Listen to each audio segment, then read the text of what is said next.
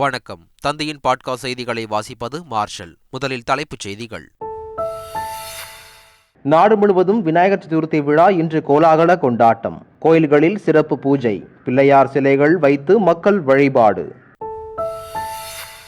சொந்த ஊர் செல்ல நேற்றிரவு சென்னை கிளாம்பாக்கம் பேருந்து நிலையத்தில் குவிந்த பயணிகள். பல மணி நேரம் காத்திருந்தும் பேருந்து வரவில்லை என கூறி அதிகாரிகளுடன் வாக்குவாதம். கல்வியின் முக்கியத்துவம் குறித்து பெற்றோர்தான் பிள்ளைகளுக்கு தெரிவிக்க வேண்டும். ஜவ்வாது மலைவாழ் மக்களுடன் கலந்துரையாடிய ஆளுநர் RN ரவி பேச்சு. சென்னை அசோக் நகர் அரசு பள்ளியில் சர்ச்சை பேச்சு விவகாரம். பள்ளி கல்வித்துறை இயக்குநர் கண்ணப்பன் நேரில் விசாரணை. எங்கேயும் ஓடி ஒளியவில்லை என்றும் விளக்கம் கொடுக்க இன்று தமிழகம் வருவதாகவும் சர்ச்சை பேச்சு புகாருக்குள்ளான மகாவிஷ்ணு வீடியோ. சென்னையை அடுத்த பல்லாவரத்தில் தனிநபர் இடத்தில் கட்டப்பட்டிருந்த 10க்கும் மேற்பட்ட வீடுகள் நீதிமன்ற உத்தரவுப்படி இடிப்பு.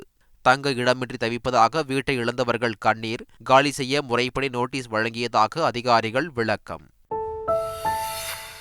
கடும் மழை வெள்ளத்தால் பாதிக்கப்பட்ட ஆந்திரா, தெலுங்கானா மாநிலங்களுக்கு மத்திய அரசு நிதியுதவி. உடனடியாக 3448 கோடி ரூபாய் நிதி ஒதுக்கீடு செய்ய நடவடிக்கை என மத்திய அமைச்சர் சிவராஜ் சிங் சௌஹான் அறிவிப்பு.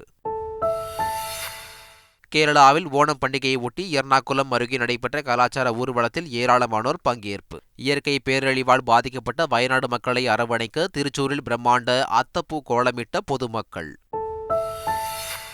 ஆபாச பட நடிகைக்கு பணம் கொடுத்த புகார் தொடர்பாக டொனால்ட் ட்ரம்ப் மீதான வழக்கு. தீர்ப்பை அமெரிக்க அதிபர் தேர்தல் முடியும் வரை ஒத்திவைத்தது நியூயார்க் நீதிமன்றம். பிரான்ஸ் தலைநகர் பாரிஸ் நகரில் நாளை நடைபெறுகிறது பாராலிம்பிக் நிறைவு விழா. வீரர்கள் அணிவகுப்பில் இந்திய தேசிய கொடியை வில்வித்தை வீரர் ஹர்விந்தர் சிங்கும் தடகள வீராங்கனை பிரீத்தி பாலும் ஏந்தி செல்வார்கள் என அறிவிப்பு. இனி விரிவான செய்திகள். விநாயகர் சதுர்த்தி இன்று கொண்டாடப்பட்டு வருவதையொட்டி விநாயகர் சிலைகள், பூ, பழங்கள் மற்றும் பூஜை பொருட்கள் விற்பனை களை கட்டியுள்ளது. சென்னை கோயம்பேடு மார்க்கெட்டில் ஏராளமான மக்கள் பொரி, அவுல், பழங்கள், பூக்கள் உள்ளிட்டவற்றை வாங்கிச் சென்றனர். விநாயகர் சதுர்த்தியையொட்டி கோயில்களில் சிறப்பு வழிபாடுகள் நடைபெற்று வருகின்றன. இதனிடையே விநாயகர் சதுர்த்தியை முன்னிட்டு தமிழ்நாடு முழுவதும் சட்டம் ஒழுங்கு பராமரித்தல் மற்றும் போக்குவரத்து ஒழுங்குபடுத்தும் பணியில் சுமார் 64,000 காவலர்கள் ஈடுபட்டுள்ளதாக DGP சங்கர் ஜிவால் தெரிவித்துள்ளார். விநாயகர் சதுர்த்தி மற்றும் வார விடுமுறையொட்டி தென் மாவட்டங்களைச் சேர்ந்த ஏராளமானோர் சொந்த ஊர் செல்வதற்காக சென்னை கிளாம்பாக்கம் பேருந்து நிலையத்தில் குவிந்தனர். சிறப்பு பேருந்துகள் இயக்கப்பட்டாலும் போதிய பேருந்துகள் இல்லாததால் பயணிகள் அவதிப்பட்டனர். வரும் 1-2 பேருந்துகளிலும் இடம் பிடிப்பதற்கு பயணிகள் முண்டியடித்துக் கொண்டு ஓடினர். பல மணி நேரம் காத்திருந்தும் பேருந்து வரவில்லை என கூறி அதிகாரிகளுடன் பயணிகள் வாக்குவாதம் செய்ததால் பரபரப்பு நிலவியது. நள்ளிரவு 1 மணியை கடந்தும் போதிய அரசு பேருந்துகள் இல்லாததால் பெண் பயணிகளை மட்டும் மாநகர பேருந்துகள் மூலமாக காவல்துறையினர் அனுப்பி வைத்தனர். கல்வியின் முக்கியத்துவம் குறித்து பெற்றோர்தான் பிள்ளைகளுக்கு தெரிவிக்க வேண்டும் என்று தமிழக ஆளுநர் RN ரவி தெரிவித்துள்ளார். திருவண்ணாமலை மாவட்டத்தில் பல்வேறு நிகழ்ச்சிகளில் கலந்து கொள்ள சென்றுள்ள ஆளுநர் RN ரவி ஜவ்வாது மலைக்கு சென்றார். அப்போது விளாங்குப்பம் ஊராட்சியில் மலைவாழ் மக்களுடன் ஆளுநர் கலந்துரையாடினார்.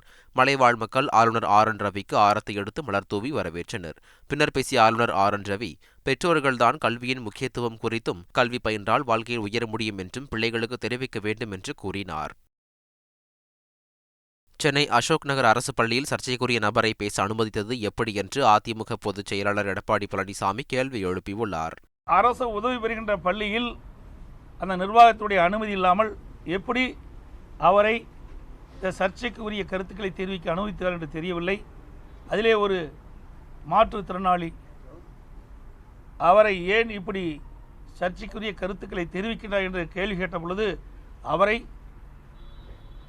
மாற்றுத்திறனாளி என்று பார்க்காமல் அவரை கொச்சப்படுத்தி இழிவுபடுத்தி பேசியிருக்கிறார். இது வன்மையாக கண்டிக்கத்தக்கது.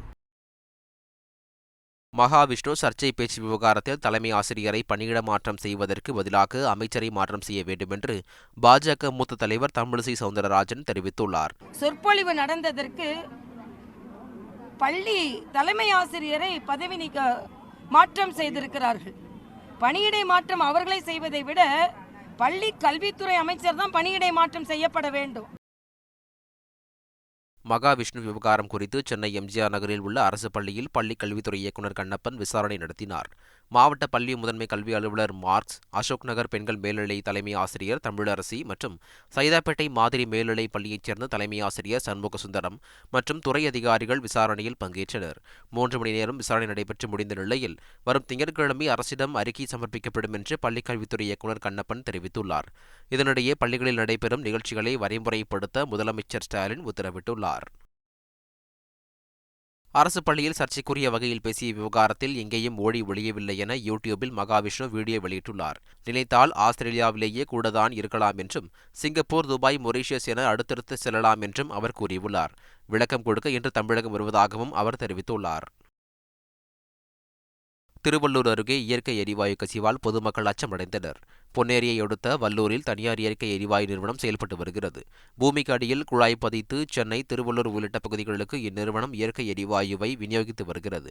இந்நிலையில் வெள்ளிவாயல் சாவடியில் பூமிக்கு அடியில் புதைக்கப்பட்டிருந்த குழாயில் உடைப்பு ஏற்பட்டு இயற்கை எரிவாயு வெளியேறியது.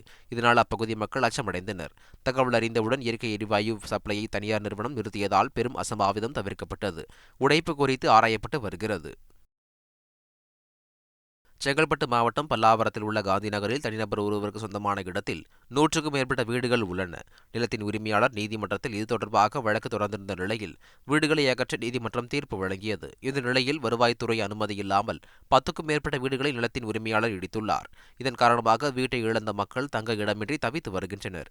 இதுகுறித்து அதிகாரிகளிடம் கேட்டபோது குடியிருப்பு வாசிகளுக்கு முறைப்படி நோட்டீஸ் வழங்கியதாக தெரிவித்தனர். விருதுநகர் மாவட்டம் சாத்தூரில் தனியார் கல்லூரி பேராசிரியை உட்பட 2 பைக்கில் வந்த மர்ம நபர்கள் 15 பவுன் நகைகளை பறித்துச் சென்றனர். இதுகுறித்த புகாரின் பேரில் போலீசார் 3 தனிப்படைகள் அமைத்து விசாரணை நடத்தி வந்தனர். இந்நிலையில் போலீசார் சூரிய பிரசாந்த், கோவிந்தராஜ் மற்றும் ராஜ் கிட்டு ஆகிய 3 கைது செய்தனர். அவர்களிடம் இருந்து 15 சவரன் நகைகள் பறிமுதல் செய்யப்பட்டன. விசாரணையில் நகை பறிப்பு சம்பவங்களில் 15 பேர் கொண்ட குழு பின்னணியில் இருப்பதும், அவர்கள் தமிழகம் முழுவதும் இதுபோன்ற சம்பவங்களில் ஈடுபட்டு வருவதும் தெரியவந்துள்ளது. திருச்சியில் அரசு பள்ளி மாணவிகளுக்கு பாலியல் தொல்லை கொடுத்த வழக்கில் லால்குடி அரசு மருத்துவர் சாம்சன் உடந்தையாக இருந்த அவரது தாயாரும் அரசு பள்ளி தலைமை ஆசிரியையுமான கிரேசி சகாயராணி ஆகியோர் கைது செய்யப்பட்டு சிறையில் அடைக்கப்பட்டனர். இந்நிலையில் சாம்சனை பணியிடை நீக்கம் செய்து தமிழ்நாடு பொது சுகாதார இயக்குநரகம் நடவடிக்கை எடுத்துள்ளது. ஹஜ் மற்றும் உம்ரா புனித பயணத்திற்கு அழைத்துச் செல்வதாக கூறி காரைக்காலில் இஸ்லாமிய மக்களிடம் பண மோசடி செய்த புகாரில் தலைமறைவாக இருந்த டிராவல்ஸ் நிறுவன உரிமையாளரை போலீசார் கைது செய்தனர். காரைக்காலில் டிராவல்ஸ் நிறுவனம் நடத்தி வரும் நைனா முகமது என்பவர் நாகை, திருவாரூர், மயிலாடுதுறை போன்ற பகுதிகளைச் சேர்ந்த 100க்கும் மேற்பட்ட இஸ்லாமிய மக்களிடம் ஹஜ், உம்ரா புனித பயணத்திற்கு அழைத்துச் செல்வதாக கூறி 25 லட்சம் ரூபாய்க்கு மேல் பெற்று மோசடி செய்துவிட்டதாக கூறப்படுகிறது. இதுகுறித்த புகாரின் பேரில் போலீசார் சென்னையில் தலைமறைவாக இருந்த நைனா முகமதுவை கைது செய்து காரைக்காலுக்கு அழைத்து வந்து விசாரணை நடத்தி வருகின்றனர். திருமணம் செய்து கொள்வதாக கூறி 17 வயது சிறுமியை கர்ப்பமாக்கிய கடலூர் இளைஞருக்கு 20 ஆண்டு சிறை தண்டனை விதித்து புதுச்சேரி போக்சோ சிறப்பு நீதிமன்றம் உத்தரவிட்டது. கடந்த 2022ஆம் ஆண்டு புதுச்சேரியில் உள்ள உறவுக்கார சிறுமியிடம் நெருங்கி பழகிய கடலூரைச் சேர்ந்த திருமாறன் சிறுமியை கர்ப்பமாகிவிட்டதாக அளிக்கப்பட்ட புகாரின் பேரில் போக்சோ சட்டத்தின் கீழ் கைது செய்யப்பட்டார். 2 ஆண்டுகளாக நடைபெற்ற விசாரணை முடிந்த நிலையில் தீர்ப்பு வழங்கிய நீதிமன்றம் திருமாறனுக்கு 20 ஆண்டுகள் சிறை தண்டனையும் 10,000 அபராதமும் விதித்தது. சிறுமியின் குடும்பத்திற்கு நிவாரணமாக 4 லட்சம் ரூபாயும் வழங்க அரசுக்கு பரிந்துரைத்தது. கடும் மழை வெள்ளத்தால் பாதிக்கப்பட்ட ஆந்திரா, தெலுங்கானா மாநிலங்களுக்கு மத்திய அரசு 3,448 கோடி ரூபாய் நிதி ஒதுக்கீடு செய்துள்ளது. பெரும் பொருட்சேதமும் உயிர் சேதமும் ஏற்பட்ட இந்த மழை வெள்ள பாதிப்பை மத்திய அமைச்சர் சிவராஜ் சிங் சௌஹான் நேரில் பார்வையிட்டார். பின்னர் செய்தியாளரிடம் பேசிய அவர், மழை வெள்ளத்தால் பாதிக்கப்பட்ட ஆந்திரா, தெலுங்கானா மாநிலங்களுக்கு பேரிடர் நிவாரண நிதியில் இருந்து மத்திய அரசு 3,448 கோடி ரூபாய் நிதி உடனடியாக வழங்க நடவடிக்கை எடுக்கப்பட்டுள்ளதாக கூறினார். ஜம்மு காஷ்மீரில் ஆட்சிக்கு வந்தால் குடும்பத் தலைவிகளுக்கு ஆண்டுக்கு 18,000 ரூபாய் உதவித்தொகை வழங்கப்படும் என பாஜக வாக்குறுதி அளித்துள்ளது. ஜம்மு காஷ்மீர் சட்டப்பேரவைத் தேர்தலுக்கான பாஜக தேர்தல் அறிக்கையை ஸ்ரீநகரில் உள்துறை அமைச்சர் அமித்ஷா வெளியிட்டார். அதில் உஜ்வாலா யோஜனா திட்ட பயனாளிகளுக்கு ஆண்டுக்கு 2 எரிவாயு சிலிண்டர்கள் இலவசமாக வழங்கப்படும், கல்லூரி மாணவர்களுக்கு பயணப்படியாக ஆண்டுக்கு 3,000 ரூபாய் வழங்கப்படும் உள்ளிட்ட அறிவிப்புகள் இடம்பெற்றுள்ளன. கேரளாவில் ஓணம் பண்டிகை தொடங்கியதை அடுத்து எர்ணாகுளம் மாவட்டம் திருப்பூணித்துறையில் கலாச்சார ஊர்வலம் நடைபெற்றது. இதில் ஏராளமான பொதுமக்கள் கலந்து கொண்டு ஊர்வலமாக சென்றனர். பல்வேறு மேளதாளங்கள் முழங்க பெண்கள் நடனத்துடன் உற்சாகமாக ஊர்வலம் நடைபெற்றது. மிகப்பெரிய வினோத உருவங்களை அணிந்த நபர்கள் கலாச்சார ஊர்வலத்தில் சென்றபோது கூடியிருந்த பார்வையாளர்கள் உற்சாகத்துடன் கண்டு ரசித்தனர். கேரள மாநிலம் திருச்சூரில் ஓணம் பண்டிகையை வரவேற்கும் விதமாக பிரம்மாண்ட அத்தப்பூ கோலம் போடப்பட்டுள்ளது. வடக்கும் நாதன் கோயில் முன்பு திருச்சூர் பூரம் நடைபெறும் மைதானத்தில் அப்பகுதியைச் சேர்ந்த பொதுமக்கள் ஒன்றிணைந்து அத்தப்பூ கோலத்தை அமைத்துள்ளனர். இயற்கை பேரழிவால் பெரிதும் பாதிக்கப்பட்ட வயநாடு மக்களை அரவணைப்போம் என்ற கருத்துக்களை உள்ளடக்கி 2000 கிலோ பலவண்ண பூக்களால் அமைக்கப்பட்டுள்ள இந்த அத்தப்பூ கோலம் காண்போரை கவரும் விதமாக காட்சியளிக்கிறது. மத்திய பிரதேச மாநிலம் உஜ்ஜயினியில் சாலையோர நடைபாதையில் சென்ற ஒரு பெண்ணை பட்டப்பகலில் ஒரு இளைஞர் பாலியல் பலாத்காரம் செய்த சம்பவம் அதிர்ச்சியை ஏற்படுத்தியுள்ளது. இது தொடர்பான வீடியோ வெளியான நிலையில் போலீசார் விசாரணை மேற்கொண்டு பாதிக்கப்பட்ட பெண்ணை அடையாளம் கண்டுள்ளனர். அப்பெண் அளித்த புகாரின் பேரில் வழக்கு பதிவு செய்த போலீசார் குற்ற செயலில் ஈடுபட்ட இளைஞர் லோகேஷை கைது செய்தனர். பாதிக்கப்பட்ட பெண்ணுக்கு லோகேஷை ஏற்கனவே தெரியும் என்றும் திருமணம் செய்து கொள்வதாக அப்பெண்ணிடம் பழகிய லோகேஷ் மதுவை ஊற்றி கொடுத்து பலாத்காரம் செய்து தாக்கியதாகவும் போலீசார் விசாரணையில் தெரியவந்துள்ளது. ஆபாச பட நடிகைக்கு பணம் கொடுத்த புகார் தொடர்பாக டொனால்டு டிரம்ப் மீதான வழக்கின் தீர்ப்பை அமெரிக்க அதிபர் தேர்தல் முடியும் வரை நியூயார்க் நீதிமன்றம் ஒத்திவைத்துள்ளது. கடந்த 2016ஆம் ஆண்டு அமெரிக்க அதிபர் தேர்தலில் போட்டியிட்ட டொனால்டு டிரம்ப் ஆபாச பட நடிகை ஸ்டார்மி டேனியல்ஸுக்கு தேர்தல் பிரச்சார நிதியில் இருந்து பணம் கொடுத்ததாக புகார் எழுந்தது. இது தொடர்பாக டிரம்ப் மீது 3 குற்றச்சாட்டுகளின் பேரில் கிரிமினல் வழக்கு பதிவு செய்யப்பட்டது. இவ்வழக்கை விசாரித்த நியூயார்க் நீதிமன்றம் டொனால்டு டிரம்ப் குற்றவாளி என அறிவித்தது. இந்நிலையில் அமெரிக்க அதிபர் தேர்தலில் மீண்டும் குடியரசுக் கட்சி சார்பில் டிரம்ப் மீண்டும் போட்டியிடுகிறார். இதனால் அவர் மீதான வழக்கின் தீர்ப்பை அமெரிக்க அதிபர் தேர்தல் நடைபெறும் நவம்பர் 5ஆம் தேதி வரை ஒத்திவைப்பதாக நியூயார்க் நீதிமன்றம் தெரிவித்துள்ளது. ரஷ்ய ராணுவத்தின் வான்வெளி தாக்குதலில் லிவிவ் நகரையொட்டிய முரோவேன் பகுதி தீயில் எரிந்து பலத்த சேதம் ஏற்பட்டதாக உக்ரைன் தெரிவித்துள்ளது. இத்தாக்குதலில் தொழிற்சாலை பகுதி முழுவதும் தீக்கிரையானதாகவும் 5 பேர் பலத்த காயமடைந்ததாகவும் தெரிவிக்கப்பட்டுள்ளது. ஏவுகணை தாக்குதலால் சேதமடைந்த பகுதிகளில் தீயை அணைக்கும் பணிகளில் 32 தீயணைப்பு வாகனங்கள் ஈடுபட்டுள்ளதாகவும் தீயில் எரிந்து கருகிய பொருட்களை அப்புறப்படுத்தும் பணிகள் முழுவீச்சில் நடைபெற்று வருவதாகவும் உள்ளூர் அதிகாரிகள் தெரிவித்துள்ளனர். இதனிடையே ஜெர்மனி சென்றுள்ள உக்ரைன் அதிபர் ஜெலன்ஸ்கி பிராங்க்பர்ட் நகரில் ஜெர்மனி அதிபர் ஓலாஃப் ஸ்கோலஸை சந்தித்து பேசினார். பின்னர் இருவரும் கூட்டாக செய்தியாளர்களை சந்தித்தனர். ஜெர்மனி பயணத்தை முடித்துக் கொண்டு இத்தாலி செல்ல உக்ரைன் அதிபர் ஜெலன்ஸ்கி திட்டமிட்டுள்ளார்.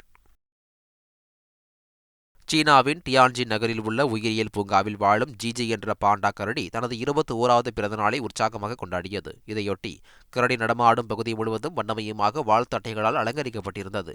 பாண்டா கரடிக்கு பர்த்டே கேக் உள்ளிட்ட பல வகையான உணவுகள் வழங்கப்பட்டது. அவற்றை பாண்டா கரடி உண்பதை கண்டு மகிழ்ந்த பொதுமக்கள் கரடிக்கு வாழ்த்து தெரிவித்து செல்ஃபி எடுத்து மகிழ்ந்தனர். சென்னையில் நடைபெற்று வரும் அல்டிமேட் டேபிள் டென்னிஸ் தொடரின் இறுதிப் போட்டிக்கு தபாங் டெல்லி அணி முன்னேறியுள்ளது. சென்னை ஜவஹர்லால் நேரு உள் விளையாட்டு அரங்கில் நடைபெற்ற 2வது அரையிறுதி ஆட்டத்தில் அகமதாபாத் எஸ்ஜி பைப்பர்ஸ் மற்றும் தபாங் டெல்லி அணிகள் மோதின. இதில் சத்யன் ஞானசேகரன் உள்ளிட்டோர் அடங்கிய டெல்லி அணி 8-6 என்ற கணக்கில் அகமதாபாத்தை வீழ்த்தி இறுதிப் போட்டிக்கு முன்னேறியது. இன்று இரவு 7 மணிக்கு நடைபெறும் இறுதிப் போட்டியில் கோவாவை டெல்லி எதிர்கொள்கிறது. பாரிஸ் பாராலிம்பிக் உயரம் தாண்டுதல் போட்டியில் இந்திய வீரர் பிரவீன்குமார் தங்கப்பதக்கம் வென்று சாதனை படைத்துள்ளார். ஆடவர் T64 பிரிவு உயரம் தாண்டுதல் போட்டியில் 2.08 மீட்டர் தூரத்திற்கு உயரம் தாண்டி இந்திய வீரர் பிரவீன்குமார் தங்கப்பதக்கம் வென்றார். கடந்த பாராலிம்பிக்கில் வெள்ளி வென்ற பிரவீன்குமார் தற்போது தங்கம் வென்று அசத்தியுள்ளார். பாரிஸ் பாராலிம்பிக் நிறைவு விழாவிற்கான வீரர்கள் அணிவகுப்பில் தேசிய கொடியை ஏந்திச் செல்ல உள்ள இந்திய வீரர்கள் அறிவிக்கப்பட்டுள்ளனர். நாளை நடைபெறவுள்ள நிறைவு விழாவில் வில்வித்தை வீரர் ஹர்விந்தர் சிங், தடகள வீராங்கனை பிரீத்தி பால் ஆகிய இருவரும் தேசிய கொடியை ஏந்திச் செல்வார்கள் என தெரிவிக்கப்பட்டுள்ளது. ஹர்விந்தர் சிங் வில்வித்தையில் தங்கப்பதக்கமும் பிரீத்தி பால் தடகளத்தில் 2 வெண்கலப் பதக்கமும் வென்றவர் என்பது குறிப்பிடத்தக்கது. மீண்டும் தலைப்புச் செய்திகள். நாடு முழுவதும் விநாயகர் சதுர்த்தி விழா இன்று கோலாகல கொண்டாட்டம். கோயில்களில் சிறப்பு பூஜை, பிள்ளையார் சிலைகள் வைத்து மக்கள் வழிபாடு. சொந்த ஊர் செல்ல நேற்றிரவு சென்னை கிளாம்பாக்கம் பேருந்து நிலையத்தில் குவிந்த பயணிகள். பல மணி நேரம் காத்திருந்தும் பேருந்து வரவில்லை என கூறி அதிகாரிகளுடன் வாக்குவாதம். கல்வியின் முக்கியத்துவம் குறித்து பெற்றோர்தான் பிள்ளைகளுக்கு தெரிவிக்க வேண்டும். ஜவ்வாது மலைவாழ் மக்களுடன் கலந்துரையாடிய ஆளுநர் RN ரவி பேச்சு. சென்னை அசோக் நகர் அரசு பள்ளியில் சர்ச்சை பேச்சு விவகாரம். பள்ளி கல்வித்துறை இயக்குநர் கண்ணப்பன் நேரில் விசாரணை. எங்கேயும் ஓடி ஒளியவில்லை என்றும் விளக்கம் கொடுக்க இன்று தமிழகம் வருவதாகவும் சர்ச்சை பேச்சு புகாருக்குள்ளான மகாவிஷ்ணு வீடியோ.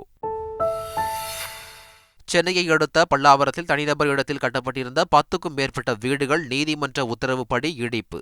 தங்க இடமின்றி தவிப்பதாக வீட்டை இழந்தவர்கள் கண்ணீர். காலி செய்ய முறைப்படி நோட்டீஸ் வழங்கியதாக அதிகாரிகள் விளக்கம். கடும் மழை வெள்ளத்தால் பாதிக்கப்பட்ட ஆந்திரா, தெலுங்கானா மாநிலங்களுக்கு மத்திய அரசு நிதியுதவி. உடனடியாக 3448 கோடி ரூபாய் நிதி ஒதுக்கீடு செய்ய நடவடிக்கை என மத்திய அமைச்சர் சிவராஜ் சிங் சௌஹான் அறிவிப்பு.